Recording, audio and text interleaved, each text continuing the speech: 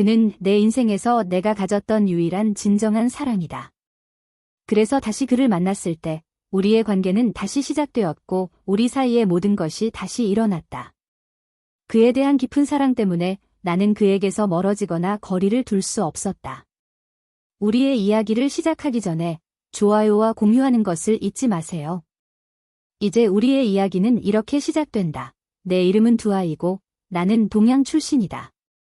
나는 파란 눈을 가지고 있으며 내 머리카락은 달빛처럼 금발이다. 사람들은 나보다 더 아름다운 여자는 없다고 말한다. 나를 본 사람은 모두 그렇게 말한다. 사람들은 나를 동양의 공주라고 부른다. 나는 나라에서 가장 부유한 가문 중 하나에서 태어났다. 나는 고등학생이며 매우 아름다울 뿐만 아니라 그 사실로도 유명하다. 나는 항상 결혼 제안을 받아왔다. 몇몇 구혼자들은 내 가족이 거절했고 다른 사람들은 내가 직접 거절했다. 나의 아버지와 어머니는 내가 결혼할 때 부유한 가문이거나 적어도 경제적으로 안정된 사람과 결혼해야 한다고 늘 믿었다. 고등학교를 졸업한 후 나는 대학에 들어갔다. 나에게 그것은 새로운 세계, 새로운 경험이었다. 많은 동료가 있었고 거의 모두가 나를 좋아했으며 심지어 먼 친척들까지도 그랬다. 그러나 그 중에서 나는 오직 무함마드라는 동료에게만 눈길을 주었다. 그는 나를 사랑하게 되었고 우리는 대학에서 가장 아름다운 사랑 이야기를 나누었다. 많은 사람들이 그가 나와 함께 있다는 것을 질투했다. 그는 나의 마음을 사로잡고 완전히 매료시킨 유일한 사람이었다. 나는 그를 사랑했고 대학 전체가 나의 허락을 기다렸지만 내 마음과 생각 속에는 무함마드 외에는 아무도 없었다. 우리는 함께 있었고 그러던 어느 날 아버지께서 나에게 좋은 구혼자가 나와 결혼하고 싶다고 말씀하셨다. 나는 그 이야기를 무함마드에게 전했다. 그는 빨리 행동해야 한다며 나에게 청혼했고 나를 잃을 위험을 감수할 수 없다고 말했다. 그래서 무함마드는 정식으로 나의 가족에게 찾아와 청혼을 했다. 그 당시 무함마드는 경제적으로 어려운 상황이었다. 나의 가족은 우리가 부자였기 때문에 그가 우리의 재산에만 관심이 있다고 믿었고 그래서 그의 청혼을 거절했다. 그들은 내가 잘 되기를 바라며 나의 미래를 보호하기 위해 그런 결정을 내렸다고 말했다. 무함마드와 나는 매우 슬픈 날들을 보냈지만 언젠가 나의 가족이 생각을 바꾸고 우리를 받아줄 것이라는 희망을 품고 계속 함께 있었다. 시간이 흐르면서 무함마드는 재정 상황을 개선하기 위해 대학 근처에서 두 번째 직장을 구했다. 그는 이것이 나의 가족이 다시 생각하게 할 것이라고 기대했다. 얼마 후 그는 다시 나에게 청혼했지만 안타깝게도 나의 가족은 여전히 그를 거절했다. 그들은 그에게 이렇게 말했다. 무함마드, 제발 화내지 마세요. 우리는 그녀가 경제적으로 안정된 남자, 그녀가 편안하게 살 수 있는 사람과 결혼하기를 바랍니다. 이번에는 무함마드는 물러나 완전히 다른 길을 가기로 결심했다. 두 번째 거절을 받은 후 무함마드는 나를 찾아와 우리가 더 이상 함께할 수 없다고 말했다. 그는 나의 가족이 우리를 받아들일 희망을 모두 잃었다고 했다. 나는 절망했지만 그는 확고했다. 그는 말했다. 좋아, 우리는 이제 마지막 학년이야. 시험이 다가오고 있어. 나는 이제 그것에 집중할 거야.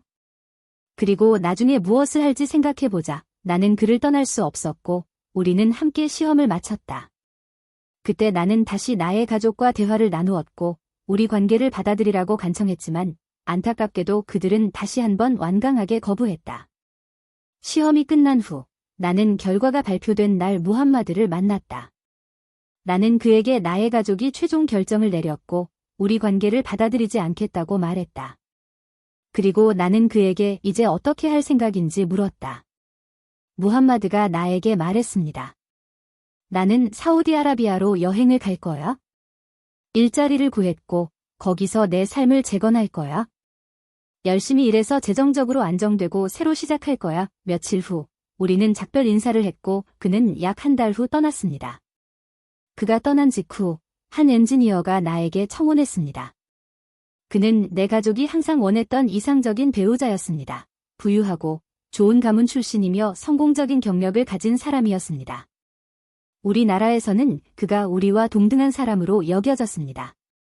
그는 여러 회사를 소유하고 있었고 많은 직업을 가지고 있었으며 다양한 활동에 관여하고 있었기 때문에 그것들을 모두 관리했습니다.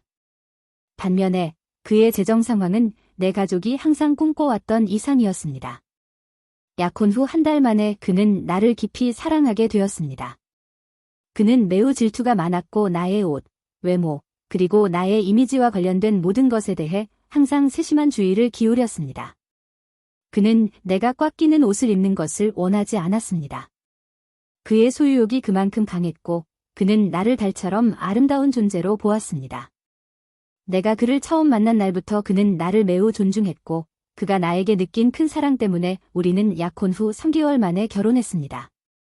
그는 나를 진심으로 사랑했고 우리의 삶은 어느 정도 완벽해 보였습니다.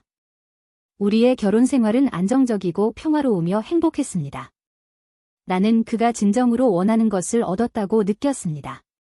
바로 나를 자신의 곁에 두는 상을 얻은 것입니다. 솔직히 말해서 그는 나를 매우 소중히 여기고 그가 가진 모든 사랑으로 나를 소중하게 대했습니다. 어떻게 된 것인지는 모르겠지만 결혼 직후 나는 임신을 하게 되었습니다. 우리는 딸을 낳았고 그녀는 그와 매우 닮은 예쁜 아이였습니다. 이 모든 행복 속에서도 나는 무언가가 부족하다고 느꼈습니다. 나도 우리 딸도 내 마음속에 존재하는 공백을 완전히 채우지 못했습니다. 그러던 어느 날 나는 쇼핑을 하러 나갔다가 우연히 무함마드를 만났습니다. 그를 보는 순간 내 심장은 두근거리며 빠르게 뛰기 시작했습니다. 마치 그 순간이 중요한 의미를 가질 것임을 예감하는 듯 했습니다. 사실 나는 그를 여전히 사랑하고 있었으며 그를 절대 잊지 못했다는 것을 항상 알고 있었습니다. 나는 그에게 어떻게 지내는지, 무슨 일을 하고 있는지 물었습니다. 그는 최근에 돌아왔다고 말했습니다. 우리가 만나기 일주일 전에 그는 내가 손을 잡고 있던 내 딸을 보며 물었습니다. 결혼했어? 나는 그에게 결혼했다고 답했고 저 아이가 내 딸이라고 말했습니다. 그는 놀라며 말했습니다. 무슨 말을 하는 거야? 그러면 내가 없을 때 결혼한 거야? 그는 자신의 재정 상황이 우리가 마지막으로 만났을 때보다 많이 나아졌다고 말했습니다. 나는 그를 그리워했다고 말했고 그는 그리웠다는 말이 그 대답이야? 라고 했습니다. 그는 눈앞에 펼쳐진 광경에 여전히 충격을 받은 듯 보였고 나는 어쩔 줄 몰라 하며 그래, 이 아이는 내 딸이야. 하지만 우리는 이렇게 지낼 수 없어. 이제 완전히 떨어져야 해 라고 말했습니다.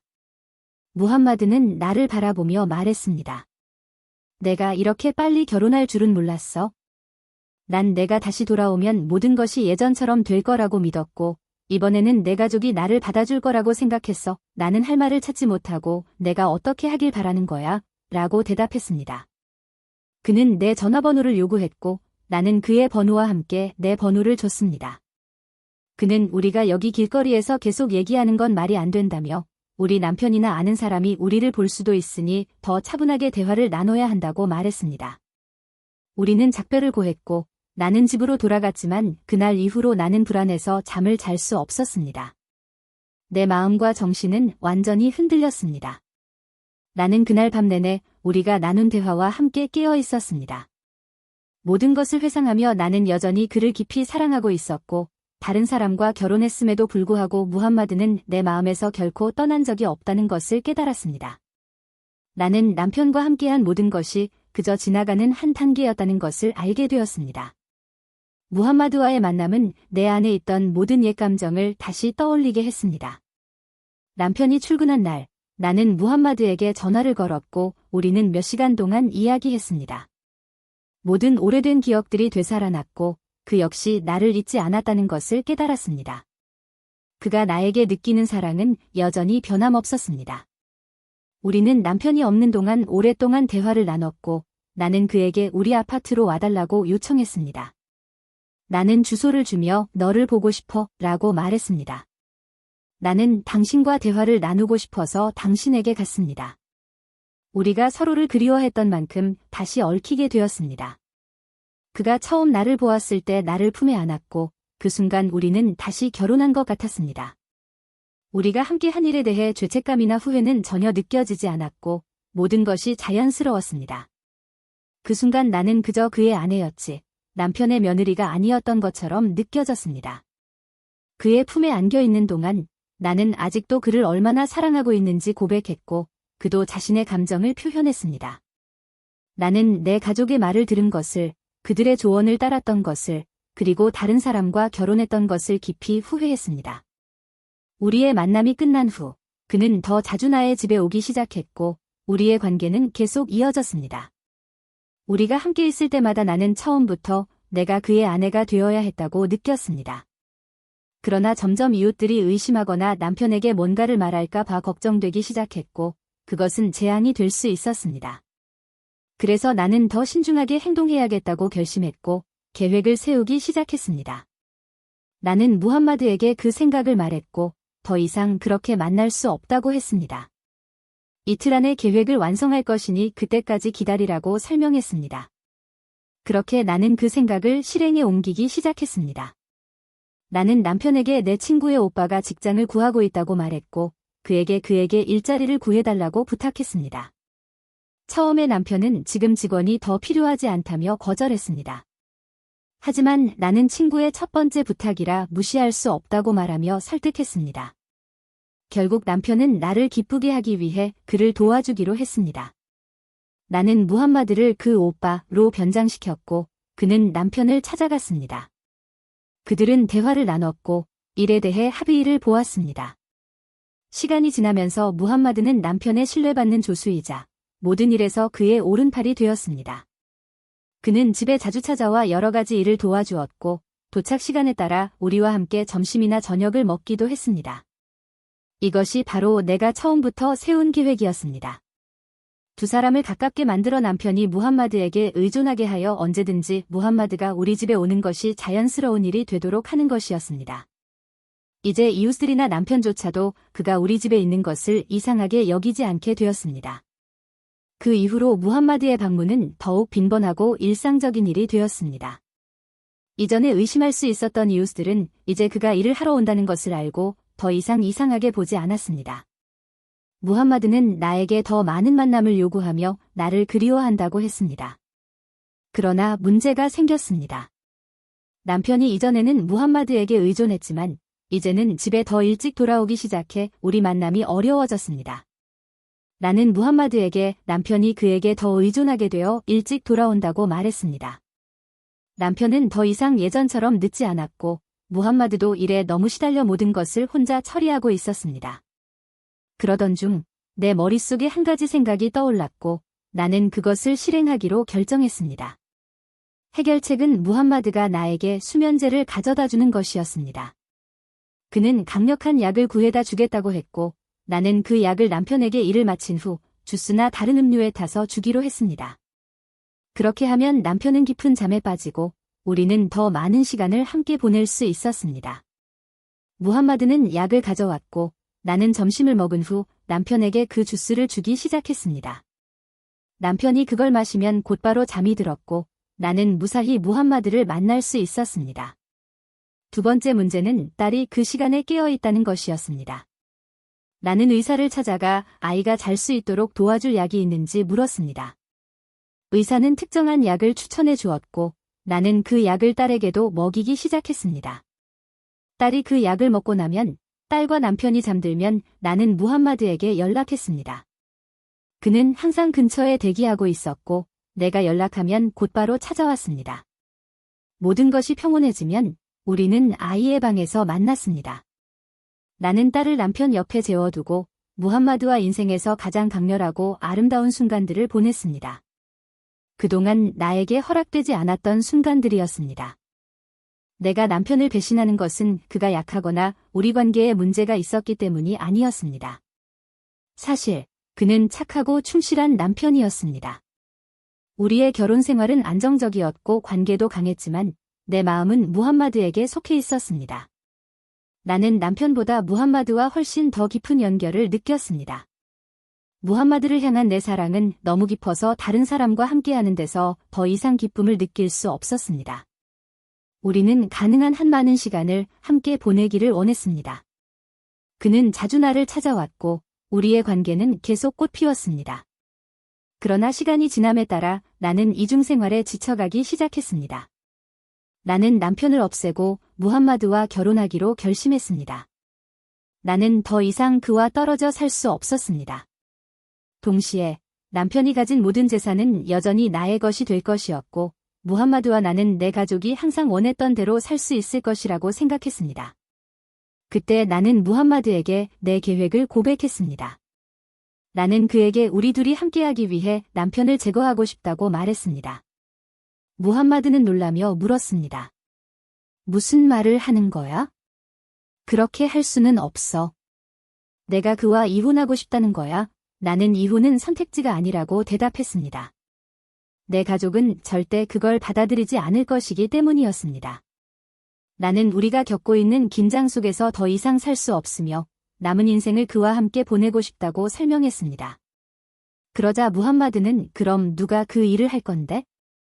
내가 계획하는 일을 누가 책임질 거야? 라고 물었습니다. 나는 그에게 걱정하지 말라고 하며 모든 것은 내가 처리할 것이라고 했습니다. 그 순간 나는 내 남편이 그의 일로 인해 시장에서 많은 적을 가지고 있다고 말했습니다. 이것은 우리 계획을 더욱 쉽게 만들었고 이미 그에게 반대하는 사람들이 많았습니다. 우리는 모든 일이 벌어질 날짜를 결정했습니다. 나는 평소처럼 남편에게 수면제를 줄 것이었습니다. 정해진 날, 남편이 일을 마치고 돌아온 후 점심을 먹고 나서 그에게 주스를 준비했고 그 안에 수면제를 넣었습니다. 남편은 깊은 잠에 빠졌습니다. 나는 무함마드에게 전화를 걸었고 그는 근처에서 나의 부름을 기다리고 있었습니다. 그는 곧바로 도착했고 손에는 톱을 들고 있었습니다.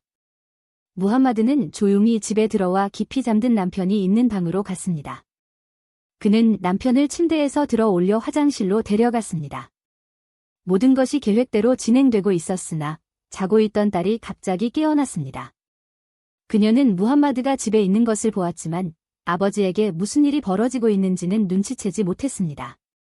나는 급히 딸을 품에 안고 다시 침실로 데려가 재웠습니다. 그 사이에 무함마드는 화장실에서 계획한 일을 마무리하고 있었습니다. 모든 일이 끝나자 무함마드는 남편의 시신을 2개의 상자에 나누어 담았고 그 상자들은 수사를 혼란스럽게 하기 위해 서로 멀리 떨어진 곳에 놓였습니다. 그 순간 나는 내가 어떻게 이런 일을 저지를 수 있었는지, 내 마음이 어떻게 이런 지경까지 이를 수 있었는지 의문이 들었습니다. 천사 같은 외모와 완벽한 삶을 가진 사람이 어떻게 이렇게 내면의 악마를 숨길 수 있었을까? 나는 내 행동에 스스로 충격을 받았습니다. 무함마드가 나간 후 그는 상자들을 처리했습니다. 모든 것이 끝난 후 우리는 자유를 느꼈고 최대한 빨리 결혼할 것이라는 생각에 기뻐했습니다. 처음으로 우리는 관계에서 진정한 자유를 느꼈고 더 이상 우리를 가로막는 장애물이 없었습니다. 그 순간 나는 평온하게 잠이 들었고 무함마드는 축하하는 기분으로 내 옆에 누웠습니다. 남편의 침대에서 우리는 모든 것을 나누며 평소에는 하지 않았던 일들도 했습니다. 우리는 내가 자유로워졌다는 사실에 기뻐했고 곧 결혼할 것을 알았기에 그 기쁨은 더 컸습니다. 모든 것이 끝나고 나는 그에게 당분간 거리를 두는 것이 좋겠다고 말했습니다. 아무도 우리를 의심하지 않도록 이틀 동안은 집에 오지 말라고 조언했습니다. 이틀 후 우리가 남겨둔 상자 중 하나를 우리가 일하던 농장의 소유주 중 한 명이 발견했습니다. 그는 처음에 누군가 상자를 잊고 두고 갔거나 귀중한 것이 들어있을 것이라고 생각했습니다. 그는 상자에 다가가 그것을 열었습니다. 상자 안에 든 것을 본 순간 그는 충격을 받았고 믿을 수 없는 광경에 신경쇠약에 걸렸습니다. 그는 미친 듯이 달리며 소리를 질렀고 마을 사람들에게 그가 발견한 것을 알렸습니다. 곧 모든 사람들이 경악하며 도망치기 시작했습니다. 사람들은 패닉에 빠졌고 곧바로 경찰에 신고했습니다. 수사는 즉시 시작되었습니다. 사람들은 그들이 본 것을 보고했고 조사관들은 상자가 있던 장소로 향했습니다. 그들은 상자들을 조사하다가 유사한 상자들이 여러 곳에 흩어져 있는 것을 발견했습니다. 모든 상자가 수거되었고 분석 결과 그 안에 있던 신체 조각들이 내 남편의 것이라는 사실이 확인되었습니다. 조사관들이 나에게 와서 그에게 무슨 일이 일어났는지 알려주었을 때 나는 고통받는 척했습니다. 나는 눈물을 흘리며 희생자인 척했고 아무도 나를 의심하지 않았습니다. 그때 수사관은 옆에서 놀고 있던 내 딸을 보고 이상하게 여겨 말을 걸기로 했습니다. 그는 아버지가 죽었는데도 어떻게 아이가 이렇게 평온할 수 있는지 의아해했습니다. 수사관은 딸에게 다가가 솔직하게 질문을 하기 시작했습니다. 딸은 아무것도 모르는 순수한 마음으로 자연스럽게 대답했습니다. 그가 우리 집에 누가 자주 오냐고 묻자 딸은 삼촌이라고 대답했습니다. 그는 더 궁금해져서 어느 삼촌이라고 물었고 딸은 무함마드 삼촌이라고 대답했습니다. 그 대답은 경찰의 의심을 불러일으키기에 충분했습니다. 그는 계속해서 물었고 딸은 주저없이 전날 밤에 무함마드가 집에 있었다고 이야기했습니다. 딸은 무함마드와 내가 거실에 있었고 아빠는 방에서 자고 있었다고 말했습니다. 그 순간 나는 큰 충격을 받았습니다. 이제 수사 초점이 무함마드에게로 향하게 되었기 때문이었습니다. 그때부터 모든 것이 복잡해졌습니다. 다음 날 무함마드가 나에게 전화를 걸었고 우리는 만날 약속을 했습니다. 그러나 나는 집에서 만나는 것은 위험하다고 생각해 다른 곳에서 만나자고 제안했습니다. 나는 우리의 만남을 위해 가구가 구비된 아파트를 빌렸고 그 비용은 항상 내가 지불했습니다. 무함마드는 경제적으로 어려웠기 때문에 모든 것이 나에게 달려 있었습니다. 그는 나에게 주소를 알려주었고 나는 즉시 그곳으로 갔습니다. 우리가 만났을 때 나는 그가 나를 얼마나 그리워했는지 그리고 우리가 다시 함께하고 싶은 마음밖에 없었습니다. 모든 일이 일어나고 있음에도 불구하고 내 머릿속에는 오직 우리 관계뿐이었습니다. 의심이 우리에게 점점 다가오고 있다는 것을 알면서도 그 순간에 중요한 것은 그와 함께 있는 것이었습니다. 아파트에 도착했을 때 나는 그를 보자마자 껴안았고 우리는 곧바로 함께했습니다. 그 순간 나는 그에 대한 깊은 사랑에 압도되었습니다. 내 안에서는 어떻게 내가 이 지경에까지 이르게 되었을까? 라는 생각이 들었지만 그 순간에는 너무나 많은 금기와 잘못된 것들이 있었습니다. 만남이 끝난 후 우리는 한동안 만나지 않기로 했고 그는 더 이상 우리 집에 오지 않기로 했습니다. 우리의 모든 소통은 오직 일과 관련된 내용만 다루기로 했습니다. 아무도 우리를 의심하지 않도록 하기 위해서였습니다. 상황은 매우 미묘했습니다. 특히 검찰이 이미 무함마드를 소환하여 수사에 대해 알렸기 때문에 그는 의심의 초점이 자신에게로 향하고 있음을 느끼기 시작했습니다. 다음 날 아침, 무함마드는 다시 검찰에 불려갔습니다. 그들은 그에게 함정을 파놓았습니다. 그가 도착하자마자 그들은 그를 신문하기 시작했고 내가 이미 모든 것을 자백했다고 말했습니다. 그들은 내가 남편에게 일어난 일에 대한 모든 책임이 무함마드에게 있다고 인정했다고 주장했습니다. 그 순간 무함마드는 무너졌습니다. 그는 공포에 사로잡혀 모든 것을 자백했습니다. 그가 말하길 내가 이 계획을 세웠고 내가 모든 단계에서 그를 도왔으며 결국 우리는 둘 다 체포되었습니다. 나는 그때까지 아무것도 몰랐습니다. 무함마드가 처음으로 자백했고 그의 자백으로 인해 우리는 재판에 넘겨졌습니다. 결국 우리는 사형을 선고받았습니다. 지금도 나는 어떻게 내가 이 지경에 이르렀는지, 어떻게 이런 일을 저질렀는지 이해할 수 없습니다. 모든 것은 내 가족이 무함마드와의 결혼을 받아들이지 않으면서 시작되었습니다. 나는 내가 가진 축복을 결코 감사히 여기지 않았습니다. 내 남편은 어느 소녀라도 꿈꿀 만한 엔지니어였지만 겉으로는 천사처럼 보였던 내가 내면에 악마를 품고 있었습니다. 심지어 집행관인 아시마위조차도 선고가 내려졌을 때 충격을 받았습니다. 그가 집행 의무를 다하기 전 나를 바라보며 너는 참 아까운 사람이다. 내 딸아 라고 말했습니다. 그는 내 아름다움을 언급하며 안타까워했습니다. 이렇게 우리의 끝이 다가왔습니다. 오늘의 이야기는 여기까지입니다. 마음에 드셨다면 채널의 알림 벨을 눌러 새 이야기를 놓치지 않도록 해주세요.